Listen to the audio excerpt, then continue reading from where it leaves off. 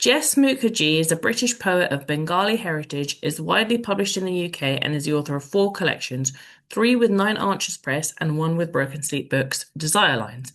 Jessica's book, Tigress, was shortlisted for the Ledbury Prize, and she was twice highly commended in the Forward Prize.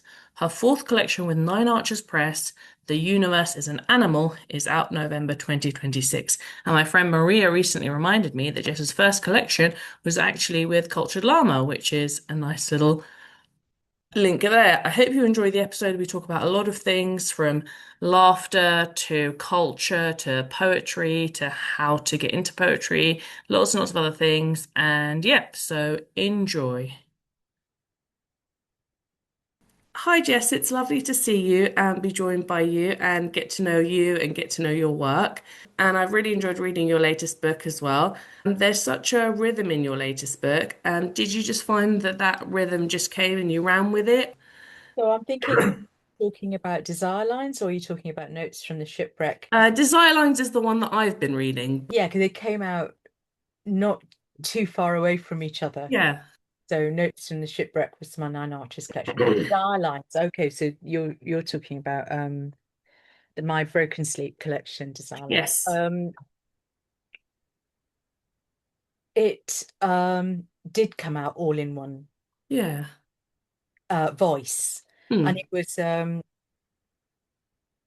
I was thinking very much about um how I'd lived all over London, which is Yeah. kind of a bit unusual. I think most because London itself's quite parochial in some ways. People don't move south or north quickly.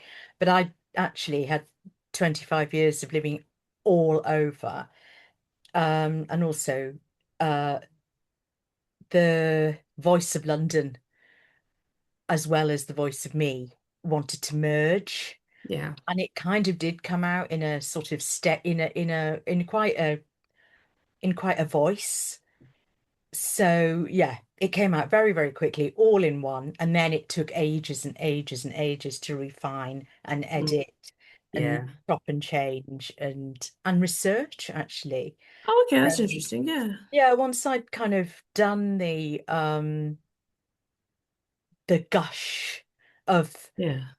the giving the voice a sort of expression to live, Mm. um, then I it sparked a lot of curiosity in me about hidden languages, about the kind of ducking and diving London, Yeah. and the whole history of kind of subversive languages like Polari, like thieves' cant, like a kind of Victorian gobbledygook languages. Yeah. And that's why then that the voice sort of was strengthened in the edit as well. So yeah. Mm. Oh, great. Although the persona in the book is presented as a sort of a strong young lady, or that's kind of how I see her, strong young woman, does your heart also sort of ache for her a little bit and that she's actually in such a vulnerable position? Like she makes it through all these things, but you kind of think any second it could, you could fall off this. Thank you. That is kind of Yeah. right, isn't it? Um, and also I think the character does fall off. Mm. I mean, she's not always safe, um, but she keeps going. Yeah. And I think that's the same for so many young women as Mm. well, kind of wanting agency. Yeah. That idea of walking in the dark in London. Um, you ask a lot of men about that and they don't think twice. Or maybe they do now these days a bit more, but certainly women always have Mm. not had that agency to move with vigor uh, in these precarious places, and she does, but yeah, with some dangers inherent. Yeah. Yeah. Yeah, it's sort of following on from that. I was going to say, although a dangerous world is presented, it also seems like a magical one. And you said you meant to give it a kind of mythic quality, didn't you? Yeah, I wanted her to meet the spirit of London. Yeah. There's a bit in the book where she runs off to Primrose Hill and I think it's Primrose Hill, and she meets London, who is Queen Mab, who appears as a Mm. witch, but she's sort of all dressed in designer um, garments and kind of eating crisps, and just very London. She appears as London. Um, so I did want to fuse all of that, but the fascinating kind of um, the two worlds that poets walk through anyway. I think I think we're all as poets we're walking between a mythic world or a kind of symbolic world and Yeah. the concrete world, and in London's case, very concrete. And also, the layers that a place has, not just London, any place that a place has, is a great kind of mine for psychogeography in poetry. Hmm. And we embody all of that just walking around in the world. So yeah, I did want to kind of bring that in. Um, I did when I did the research for Desire Lines. I was fascinated by the wells and the underground streams and the underground rivers that are kind of all over London. And how they spring up, and we just take it for granted, Sadler's Wells, all of those kind of places. But, they were kind of magical points of bubbling up from the underworld. Hmm. So I just Yeah. wanted the poem to get that feel as well.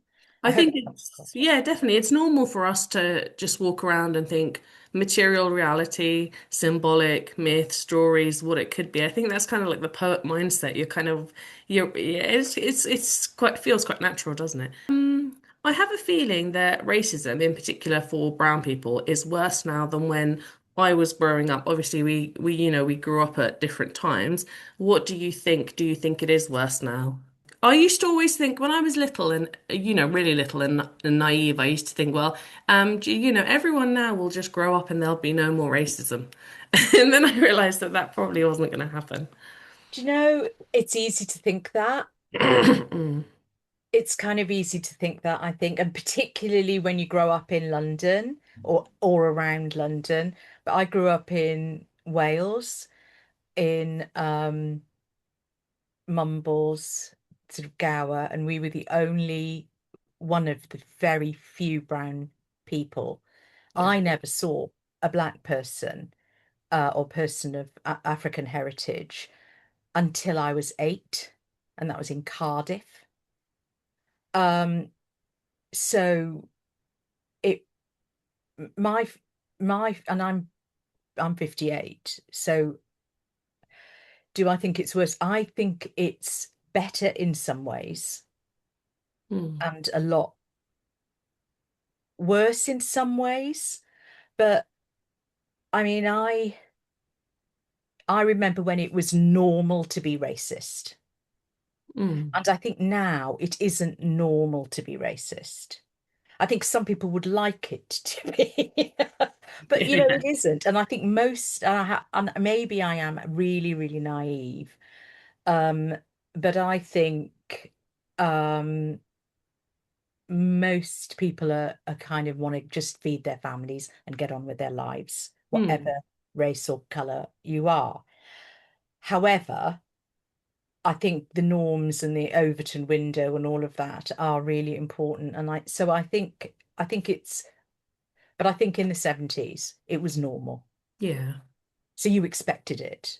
And actually, when you didn't experience it, it was really nice. It was However, I also uh, grew up in the 90s. I was a young woman in the 90s Mm, when there was the nail bomber incidents in London, where yeah. there were attacks on queer community. There was an attack on the Black community, Bengali community. So, and I remember that being and I'd grown up through, yeah, IRA threats in London regularly, but it was then that was the only time I felt really scared. Yeah. That was the first time. So is it worse or better? I think for some communities it's a lot worse. I think Yeah. it depends where you live. depends who you are, what community you're from. Yeah. I think at the moment it's must be incredibly, incredibly difficult being from from the Muslim community. Yeah. Um, Simply just the rhetoric that surrounds us. I also think that, in the 90s and the beginnings of the 2000s, linking with the murder of Stephen Lawrence, um, people suddenly woke up to structural racism and the beginnings of understanding the impact of colonialism. That I think was nobody had that in the 70s or 80s. I unless you're really educated, I don't think that was the norm. But now I think people are kind of more literate about that. So in some ways it's got better, in some ways it's got worse. What do you Yeah. I think it's bad in some areas. Depends where that sort of like kind of like Tommy Robinson stuff is happening, I guess. And it's think? in like pockets, I think. I don't know. I think they kind of target certain areas, or he's popular in some places, and not just him, just that when I say Tommy Robinson, I mean his whole vibe, his whole crew. Do you know what I mean? And it is hard to be Muslim. I mean, both my parents were Muslim, and you don't ever hear anything good about Muslim people. Yeah, I don't know. I think it's not great, but I tend to lean more towards like depressive. So I think I don't have much hope, but I think I get a more hopeful vibe from you. But it remains to be seen. When I see like their rallies and stuff, I just think this is just horrific. But I suppose there's always hope. But there were always, Yeah, I suppose what I'm saying to say is that it's never gone away.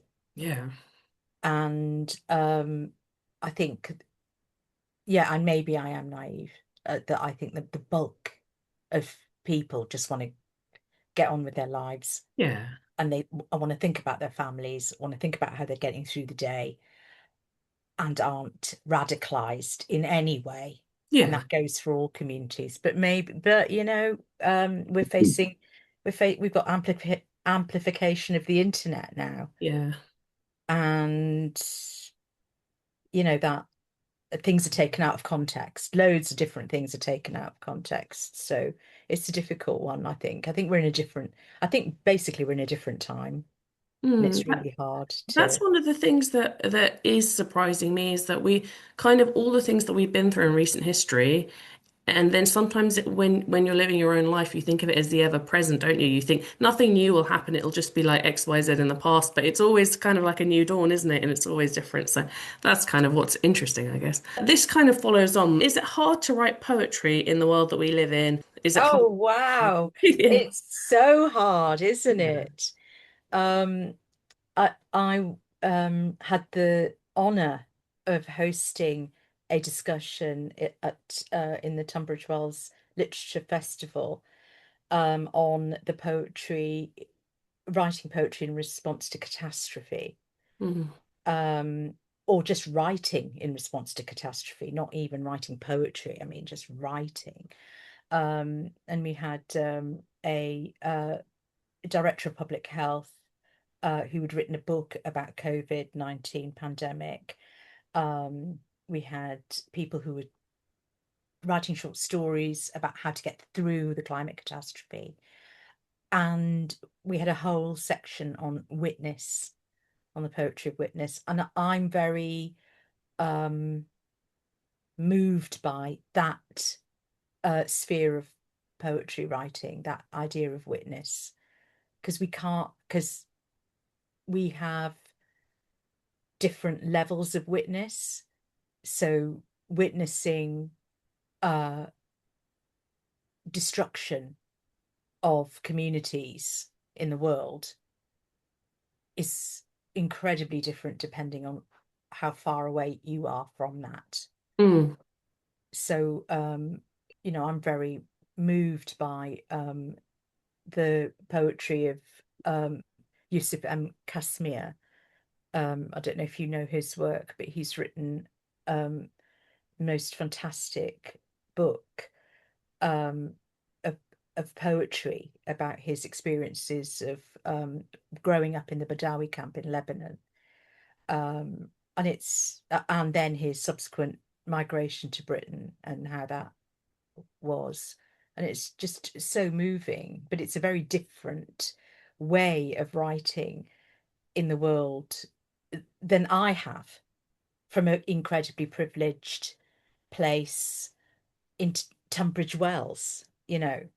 However, my family um, experienced uh, enormous catastrophe in the 1972 Bangladesh War of independence, where there was, famine and there was basically genocide and, mass uh, uh, killing.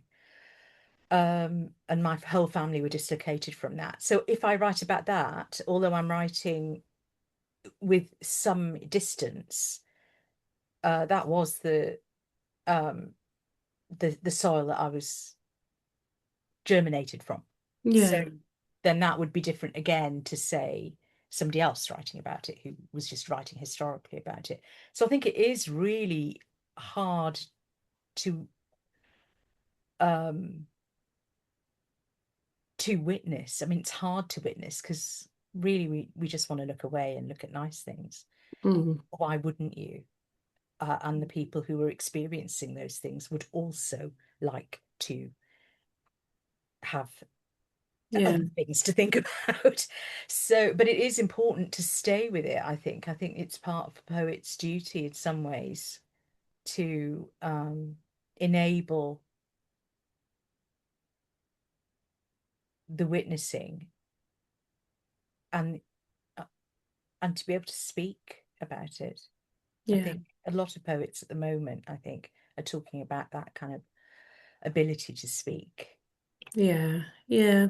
It was a quiet night when Donald Trump tweeted that a whole civilization is going to die tonight. Do you remember that recently? Yes, That was a hard one, because I'm Iranian. Yeah, that but must have been really tough on you, it actually. it was a hard one. It was just like I don't know, like a quiet, weird, quiet evening, and then I felt guilty because I was like, yeah, but it's a weird, quiet evening, but you're safe in your house. So I suppose you always have that kind of double edged feeling.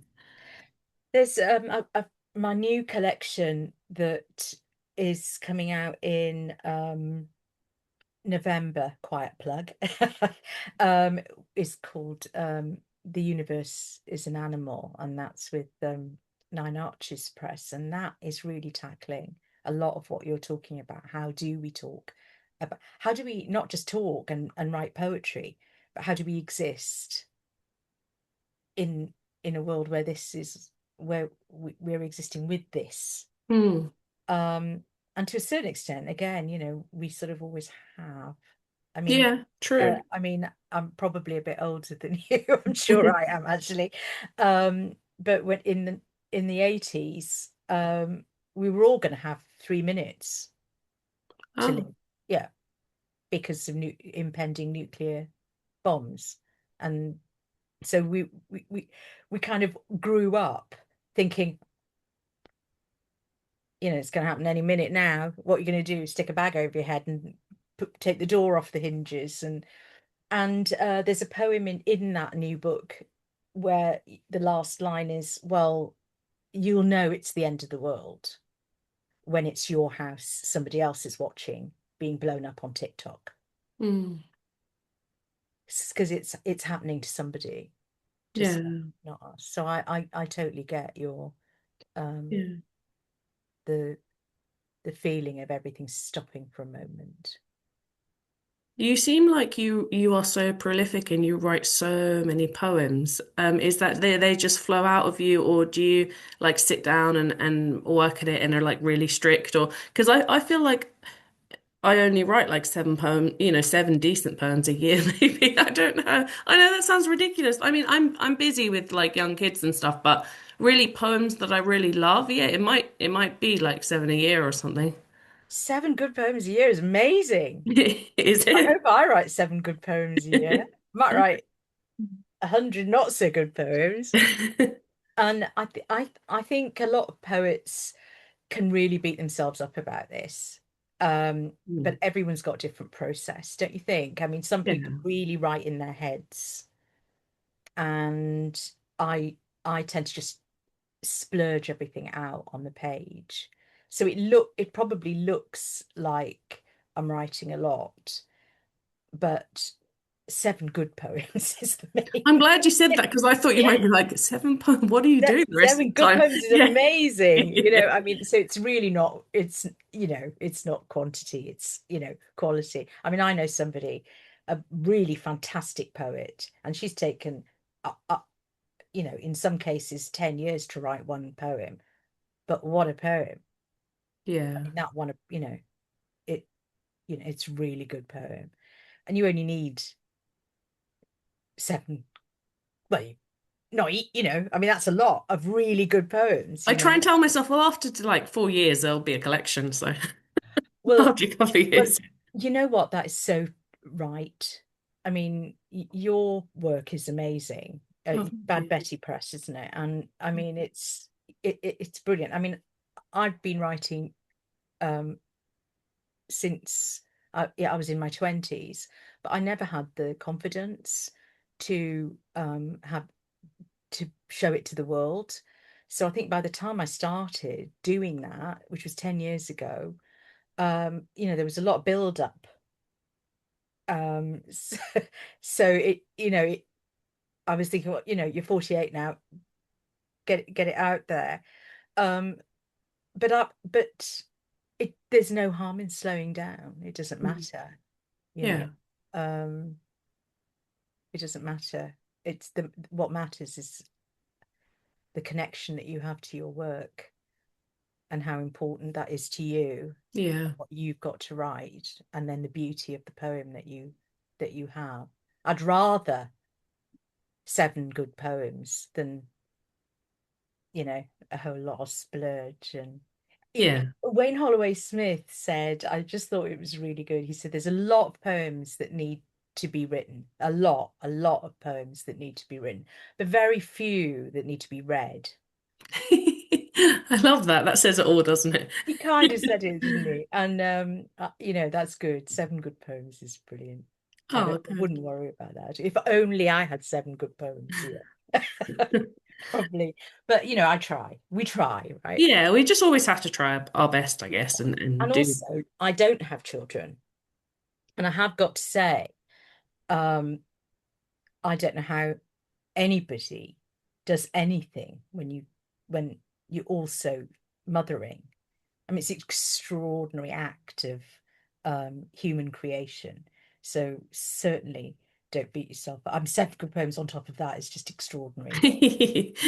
I tend to like try and write about them that way. It's like two birds on one stone sort of thing. Well, I mean that is the thing of poetry, to write what your concern is, and Yeah.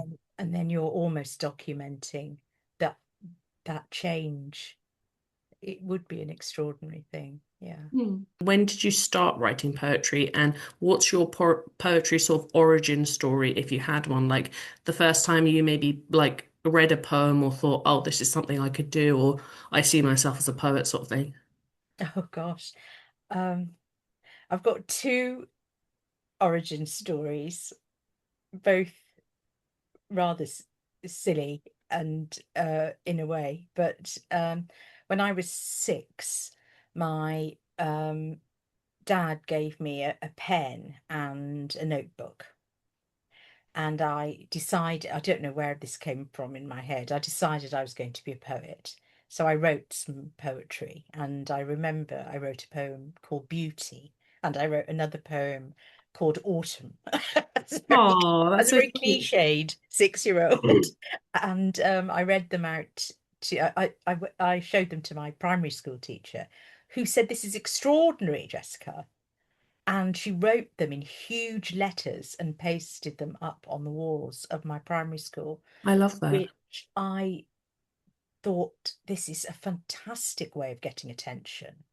So, I love that story. so that was my first publication. So after that, I just thought, well, I must be a poet.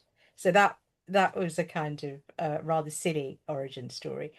And then in my 20s, when I'd got chucked out of university for larking about, um, I decided I was a poet. And I wrote an opus, a magnum opus. It was ludicrous, and it was about the end of the world. And, I mean, really 20-year-old sort of. Anyway, I'd read T.S. Eliot, and I thought I could do something.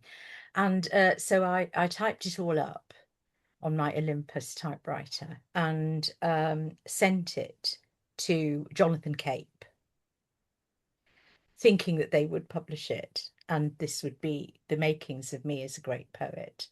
And they actually wrote back. I mean, this goes to show how things have changed. Jonathan Cape wrote back and said, we enjoyed reading your work, and we think that there's something here, and we don't feel strongly enough about it to publish. This is Jonathan Cape. And then they said, send it to Blood Axe, a new publisher that has just started. And I was so distraught that I, like Chatterton, tore it up and threw it and never and didn't write again for years and years. So that was a very adolescent. But I look back on that and I think they wrote back. Nobody you wouldn't get that now. So I think those kind of it was always in me basically, and those are sort of the genesis. But I did, and I think what I learnt growing up and becoming a maturer person, is it's just persistence and honing your craft Yeah, rather than the pursuit of greatness. wandering around with a hat on, which is what I thought I might do. So those are the Genesis stories. They're rather silly, but I think the real um, thing was I went when I first moved um, where I'm living now. I went to the local stanza group and I met some very serious and great poets. And um, I realised that my poetry wasn't anywhere near um, the quality that theirs was. So I could really see that, if you stick at it and learn and hone your craft, then, it might be more fun, like playing the piano. You actually Mm. get better at it and you can do more. And that's really, so it was the acknowledgement of how hard it is actually. And that was 10 years ago. The piano metaphor is a good one because sometimes I think of poetry as like a mystical thing, it'll come when it'll come. But actually, if I was to learn piano, I would have to just sit down and practice. And I suppose when you say the same thing, it does take that fear away. What advice would you give to young people starting poetry now? There is so much and so many resources now, that young people are so lucky. I think the first thing I would say to anybody is read and read and read and read and read. Um, it's extraordinary, isn't it? Like when somebody's trying to become a musician or a singer, and they've not heard any songs or they've not heard any music. How is that possible? And so really read and read, and our teachers are all around us now. Like when I was a kid, there was nothing. There was apples and snakes and the Poetry Society and one or two groups that and there was nothing, so you wouldn't know, as a 20-year-old, I wouldn't know where to go really. Um, and now there are mentoring schemes, there's the poetry school, there's Arvon courses, there are subsidies and grants that people can apply for. Um, there are local poetry stanza groups pretty much everywhere where you can get kind of informal mentorship. Um, and there's the internet, enormous amounts of YouTube, what the other thing that I would uh advise for anyone um, is there's it it's an artificial split between performance poetry and page poetry that I wouldn't get caught up in all of that. Um, Good poetry is poetry that moves you, and that can stand up when somebody else reads it as well, that you can embody that. And there are millions of genres of poetry from John Hegley, who I love, Luke Wright, who's amazing, um, Malika Booker, who spans that fantastic performance and amazing skill in terms of craft, right through to, you know, um, some really technically challenging poetry that kind of you just that is like art in a way that you can kind of go, wow, what is this? And there's something for everyone. Yeah, So don't get caught up in that. Just enjoy it. definitely, yeah. What do you think of the current poetry boom? If there is a current poetry boom, would you say? Love that. Love there to be a current poetry boom. I hope I get swept along in that Yeah, current same. poetry boom. My books are available in all good bookstores. What do I think? I think it's brilliant. Don't Yeah. you? I think it's great. I feel like when I was younger, that just the idea of like being published or anything was just a complete fantasy. Like I want to be a Hollywood actor or something. And every publisher was like no unsolicited manuscript. And I feel like it's only maybe in me the time of me being an adult that they'll actually have open submissions or there is things for an ordinary person to go along to. You know, you don't have to be on the inside to do stuff. Maybe. Absolutely, absolutely.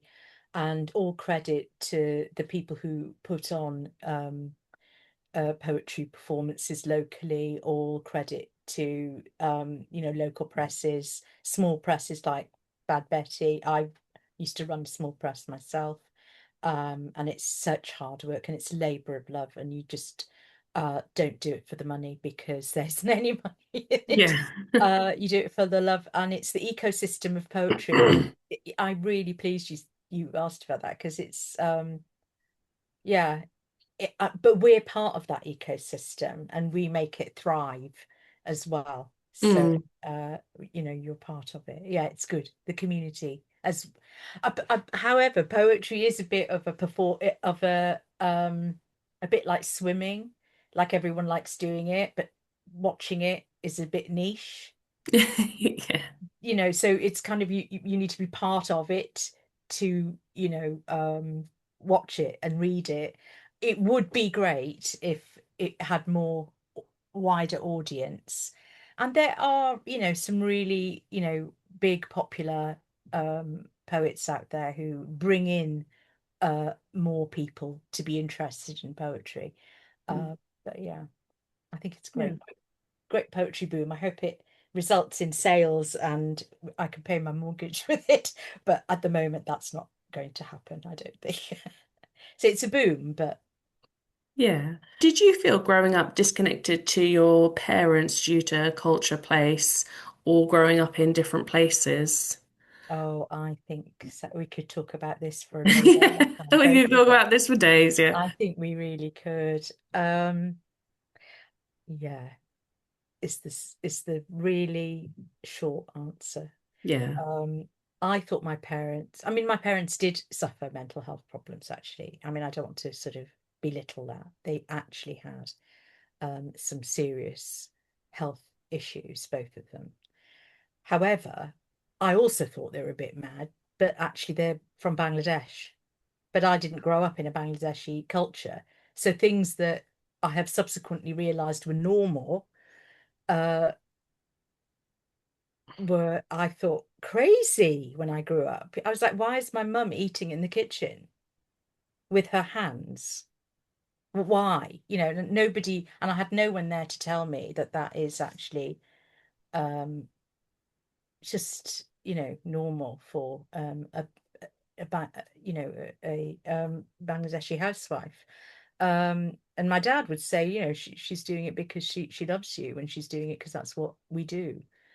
And I thought he was just really sexist, and I was very angry with him for what I perceived that he was forcing her to do this.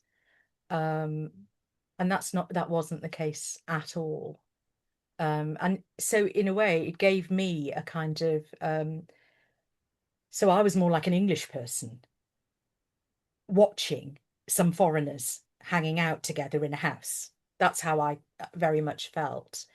Um, and it was only years later, as I matured, I think that I could really see that loss as well that I had not growing up in a community. So if I'd had aunties and uncles, and if I'd had a community around me, as I see now, when I walk through, I lived in Stratford, East London for years, and you could see people growing up together, and communities being together and showing, and the kids, and those kids are kind of different to me. They that heritage has been passed down to them. So I'm kind of quite dislocated in that. Mm. But strangely, I grew up in Wales, and I felt a great affinity to Welsh people simply because I think Wales is also a bit disconnected from itself. It's got this Yeah. kind of enormous kind of heritage, but a lot of people don't speak Welsh. They kind of don't quite understand their own um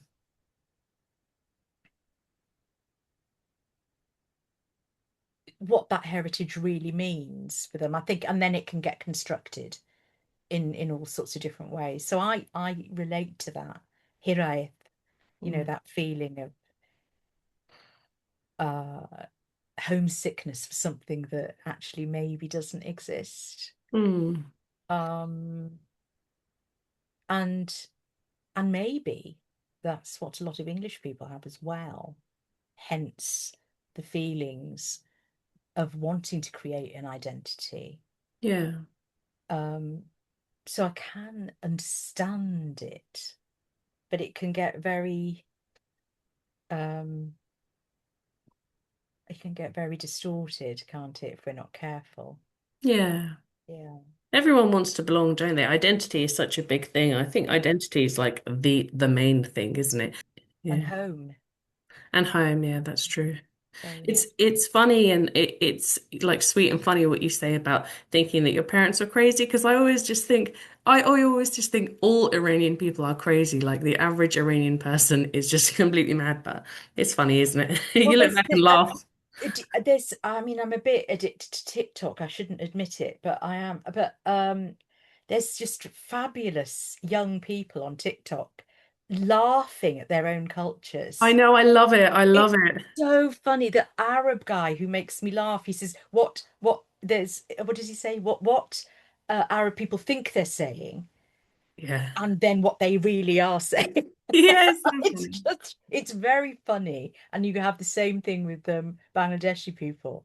And these young kids are doing it. And I kind of thought, oh, I thought it was just me who thought that.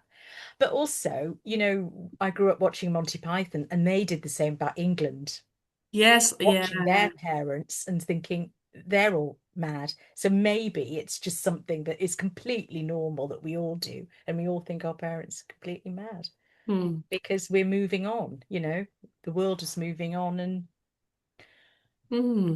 British comedy, that's a real gem. it's a real gem.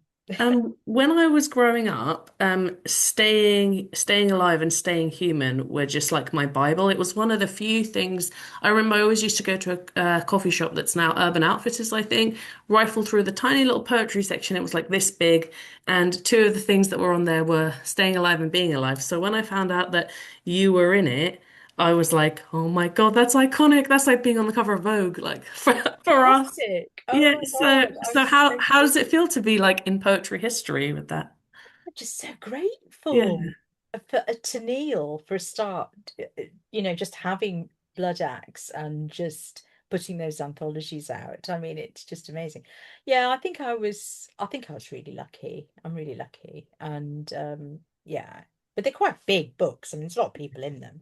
Yeah, that's so gracious. Yeah, yeah, There's quite a lot of people in them. But yeah, it is lovely, and I'm incredibly. If I never do anything again, then that's something, isn't it? yeah, definitely. Yeah, definitely.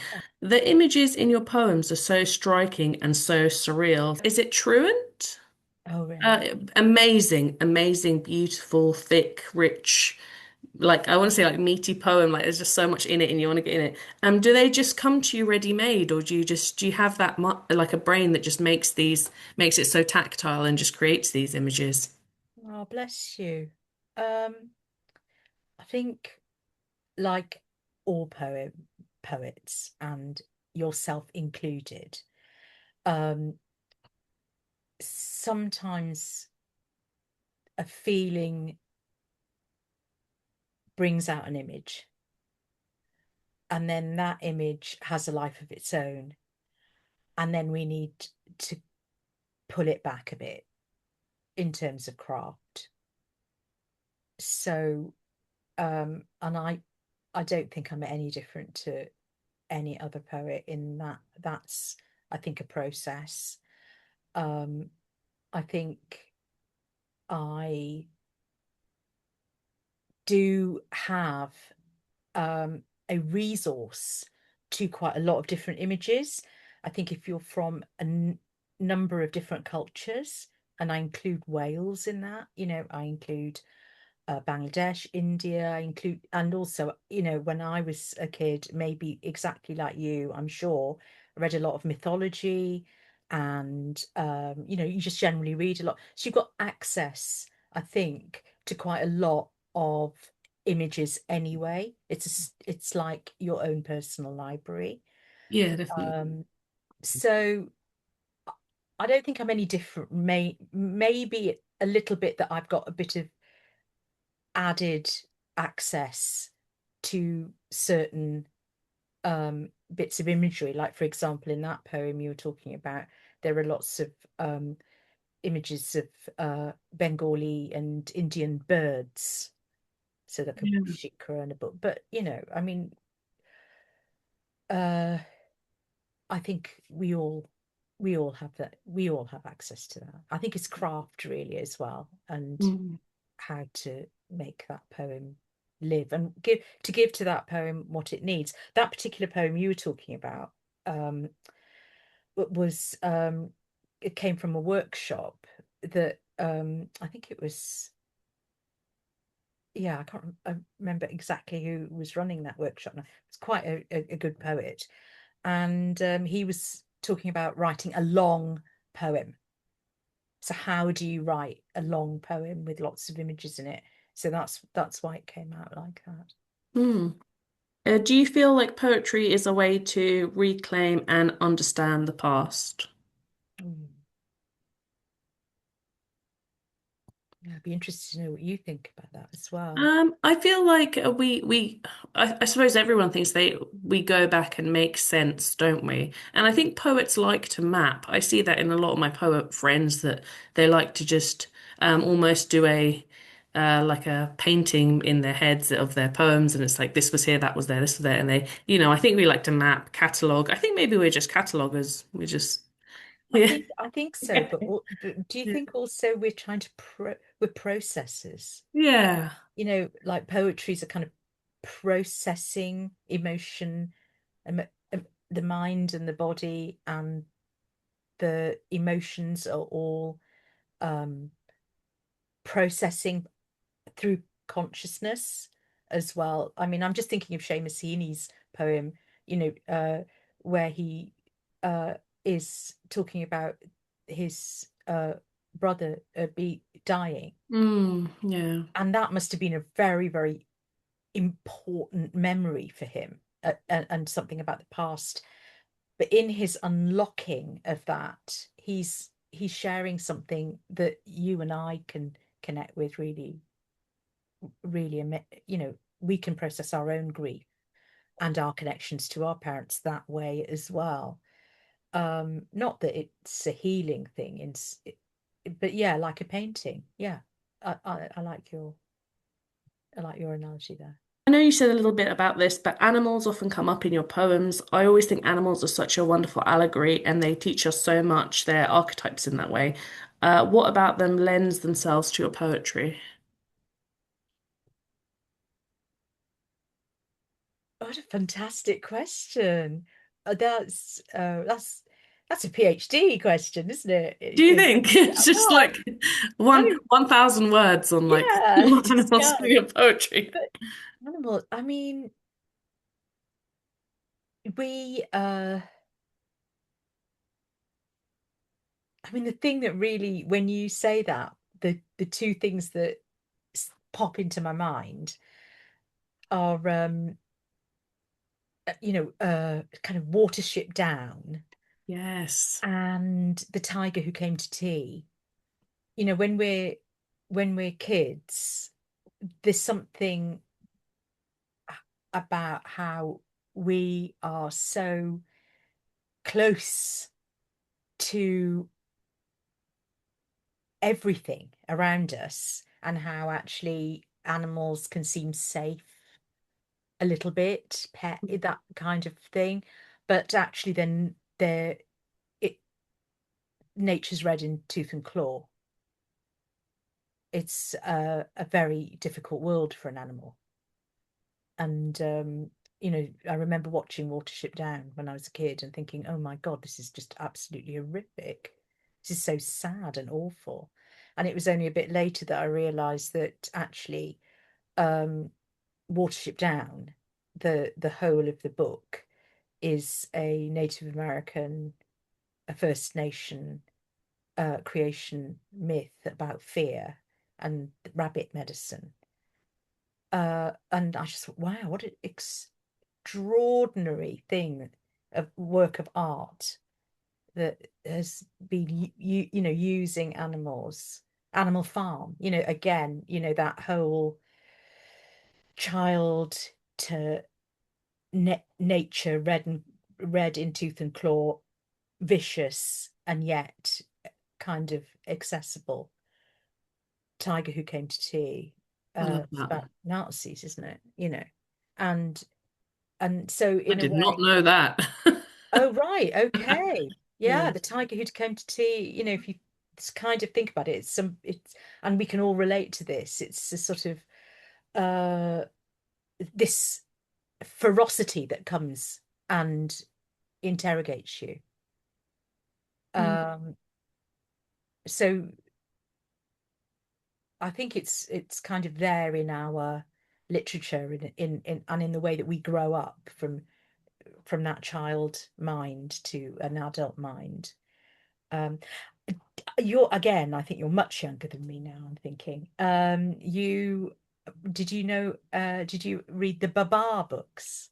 No. So these are when I was little, I had the Babar books, and these were two elephants, Babar and Celeste, and uh they had gone to live in France from Africa or India, where elephants come from.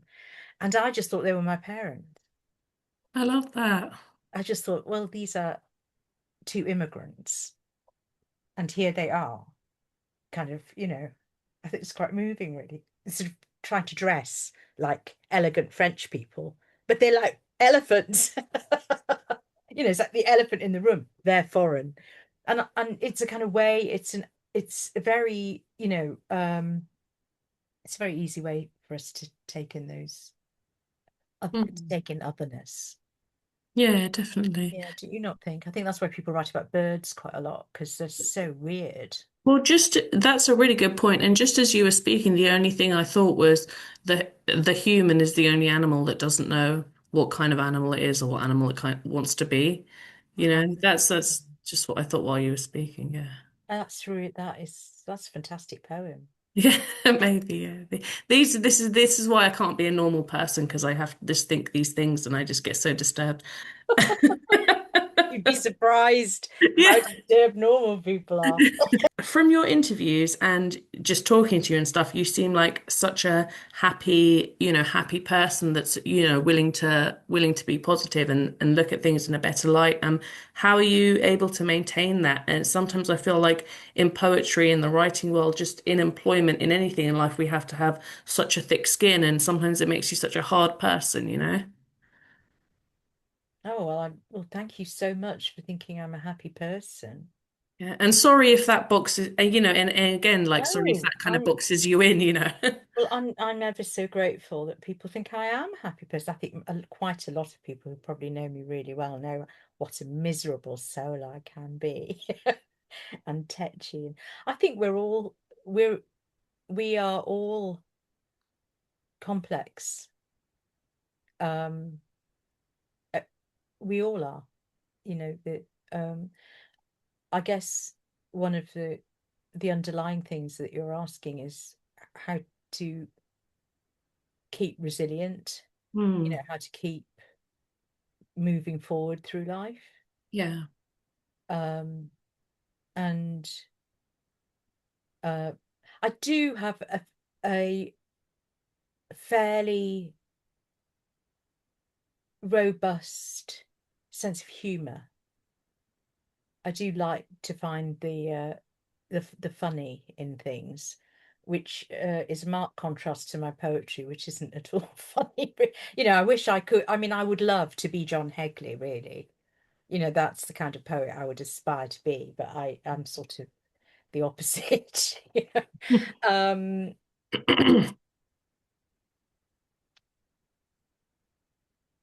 I work in, my day job is in public health, and that's quite a kind of serious area. So I work in suicide prevention, and I work in drug and alcohol sort of a prevention as well.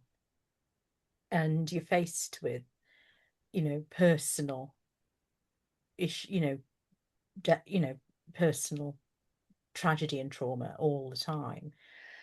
Um, I I think to have a connection to art and beauty is so important. It's as important as food, I think. I worked during COVID, um, sort of 12-hour days. It was relentless. And what was sustaining were the people who were making music. The people, I remember just having something to listen to, having poetry, having art was keeping me alive, it's keeping me going. So I think artists and poets and, musicians, and they keep the rest of us going, they keep the people who are, I don't know if I'm really answering your question, but I You suppose are. You it's, are, and it's so lovely to talk to you. It's just made me oh, like feel like, oh my God, the rest of my day is going to be nice because I feel like well, because we can, like I can read your poems and just go, oh, how wonderful this exists, Thank you. and can, make me feel bigger, make me feel fuller. And we do that for each other, don't we? I think. Definitely, yeah, So I definitely. try, but I am a just as much of a lonely, miserable, irritable, aggressive as the next person, I It's fun. suppose, if It's not funny you more. should mention comedy because I feel like, obviously we're all very different, but poets are very much like there's the serious, maybe sometimes tortured, maybe sometimes, very intense poetry. And then we all just love comedy. We love a laugh. We love to laugh a lot. We find the funny and stuff. And I see that in so many of us and so many people as well. So it's nice. Yeah. I'm a great David Bowie fan. I like to mention him all the time. I don't know why, but he did say. that there wasn't really that much difference, like between an artist and a person who isn't an artist. People just feel things, and we are really complicated creatures. But poets and artists are putting a frame around it. So Hmm. so we're also looking at it. But it's not that we feel or we're more depressed or we're more miserable or we're more anything than anyone else. Hmm. We've just got words.